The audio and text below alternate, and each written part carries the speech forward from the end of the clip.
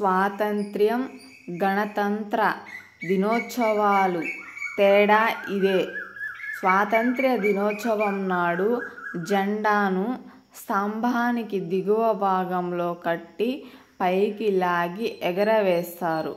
గణతంత్ర దినోత్సవం నాడు స్తంభంపై భాగంలో జెండాను చుట్టి అమర్చి కిందికి ఆవిష్కరిస్తారు.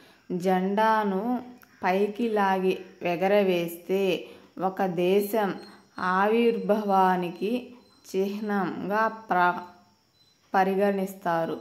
అదే పైనుంచి కిందికి ఆవిష్కరిస్తే గణతంత్రం రాజ్యాంగంగా ఆవిర్భవించడాన్ని, రాజ్యాంగం పట్ల నిబద్ధత పునరుద్ధరణకు ప్రతీకాత్మక సూచనగా భావిస్తారు.